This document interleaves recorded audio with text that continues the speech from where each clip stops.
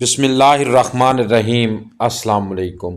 बाबा रोटी कह कर वो बाजार के मेन चौक में बने रोटी वाले तंदूर की तरफ भाग रही थी और उसका बाप उसके दुपट्टे को दुरुस्त करते हुए उसे समझा रहा था कि बेटा घर चलकर रोटी खाते हैं। गो के वो ज़हनी मरीज़ थी, मगर उसे पता था कि घर में रोटी नहीं है, इसलिए वो ज़िद कर रही थी कि यहाँ ही से ले लो।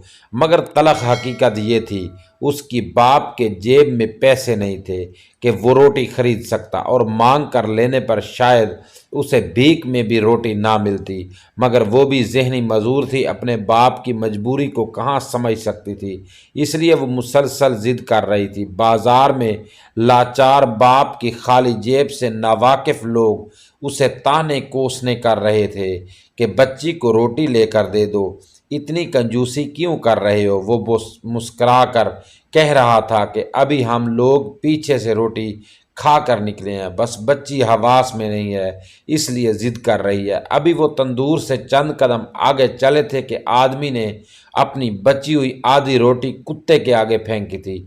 आज उसका ऑफिस में पहला दिन था। वो हाल ही में मुकाबले के इम्तिहान पास करके असिस्टेंट कमिश्नर बना था। नए नवेले जोशीले अफसरान की तरह वो भी ऐन वक्त पर अपने ऑफिस पहुंचा था, मगर उसके दफ्तर पर लगा ताला बता रहा था कि ये दफ्तर भी ऐसे ही लोग चला रहे हैं जैसे निज़ाम पाकिस्तान को चला रहे हैं।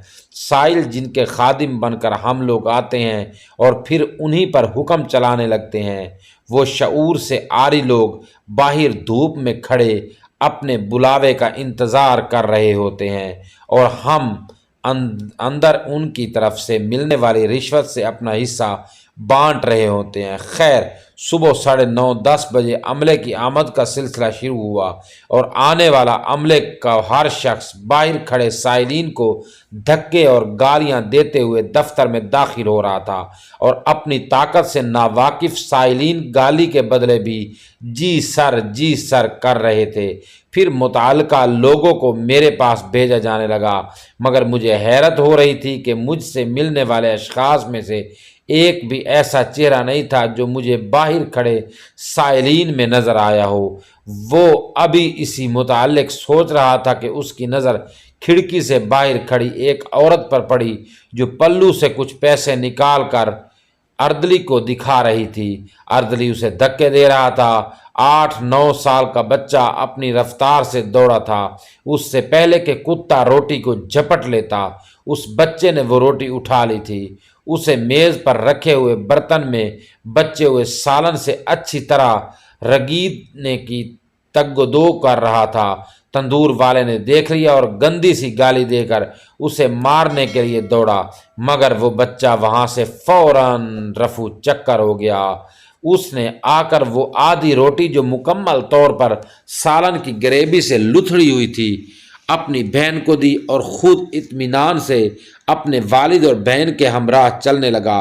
चूंकि रोटी ज़मीन पर गिरने की वजह से उसमें बहुत सारी मट्टी भी शामिल हो चुकी, इसलिए उसे खाना खासा दुश्वार था, मगर उसकी बहन आहिस्ता आहिस्ता चुभा कर वो रोटी खा गई थी। अब वो मज़ीद रोटी का मुतालबा कर रही थी और वो अब इधर उधर ढाबों पर तलाश कर रहा था कि कोई आदमी कुत्ते को रोटी डाले और वो रोटी उठाकर अपनी बहन को दे दे। मगर उसे क्या पता था कि उसकी बहन ज़मीन से अपना आखिरी रिज़्क खा चुकी थी। जो ही उसकी नज़र अर्दली के हाथों जलील होती उस लाचार औरत पर पड़ी जिसके 2-5-6 साल के बच्चे ने माँ की एक एक टांग को पकड़ रखा है। इसी दौरान अर्दली के धक्के से 1 साल का बच्चा जो उस औरत ने उठा रखा होता है वो गिर जाता है और ख़ातून उस बच्चे को उठाकर दोबारा अर्दली की मिन्नत समाजत करने लगती है। तो उसने फ़ौरन चपड़ासी को हुक्म दिया कि औरत को बुलाकर इसके सामने पेश किया जाए। उसके हुक्म की तामील कर दी गई। औरत को उसके रूबरू पेश किया गया तो उसने औरत से मसला पूछा। औरत ने बताया कि उसका खामिद फौत हो चुका है।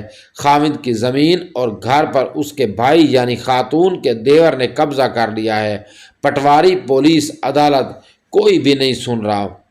مجھے کسی نے بتایا کہ یہ بڑے صاحب کا دفتر ہے تو میں یہاں آ گئی۔ مجھے کسی نے بڑے صاحب سے نہیں ملنے دیا۔ مجھے جو آدمی باہر کھڑا ہے اس نے کہا کہ 3,000 روپے لے کر آؤ تو صاحب سے ملاقات کراؤں گا، ورنہ نہیں۔ میں 2 مہینے میں بمشکل 2,000 روپے جمع کر سکی ہوں۔ آج آئی ہوں تو یہ کہتا ہے 2 مہینے اور لگاؤ، 3,000 پورے کر کے آنا۔ اپنی داستان سناتے ہوئے عورت رونے لگی اور بتایا کہ اس کے بچے 2 دن کے بھوکے ہیں، مگر اس نے ان پیسوں سے بچوں کی روٹی نہیں خریدی تاکہ بڑے صاحب سے ملاقات ہو سکے۔ عورت کی بات سن کر اسسٹنٹ کمشنر خود رونے لگا۔ جب ذہنی معذور لڑکی کی روٹی مانگنے کی ضد بڑھتی گئی اور وہ کسی بہلاوے میں نہ آئی تو مجبوراً اس کے والد نے اپنا پگڑا اتار کر اپنی بیٹی کا منہ باندھا تاکہ وہ شور نہ کر سکے، اور بیٹی کے دوپٹے سے اس کے چہرے پر نقاب کروا دیا تاکہ کوئی اس کا بندھا ہوا منہ نہ دیکھ سکے۔ ان حالات میں گھر پہنچتے پہنچتے ہی اس کے والد نے ان کی ماں یعنی اپنی بیوی سے کہا تھا کہ اب اس دنیا میں جینے کے لیے مزید گنجائش ہم میں باقی نہیں رہی۔ تم ایسا کرو، زہر لاؤ، ہم کھا کر مر جاتے ہیں۔ اپنے شوہر کی بات سن کر اس کی بیوی نے کہا، ذہنی معذور بچی کو چھوڑ کر مرنا ناممکن نہیں، لہذا فیصلہ ہوا کہ وہ تینوں زہر کھا لیں گے اور بیٹے کے حصے کا زہر اس کے حوالے کر دیں گے۔ اگر وہ ہمارے بعد جی سکا تو ٹھیک، نہیں تو وہ بھی کھا کر ہمارے پاس پہنچ جائے گا۔ چنانچہ انہوں نے ادھار زہر خریدا، اسے 4 برابر حصوں میں تقسیم کیا، گو کہ اس کا ایک حصہ خاندان کے 4 افراد کے لیے کافی تھا، مگر وہ جلد از جلد منزل پر پہنچنا چاہتے تھے، لہٰذا باقی 3 افراد نے اپنا کھا لیا اور بیٹے کو یہ سمجھاتے ہوئے اس کا حصہ تھما دیا کہ جب بھوک ناقابل برداشت ہو جائے اور تم اٹھنے کی سکت نہ رکھو تو یہ کھا لینا۔ بیٹے کے سمجھتے اور ان کے سمجھاتے سارا خاندان مر گیا۔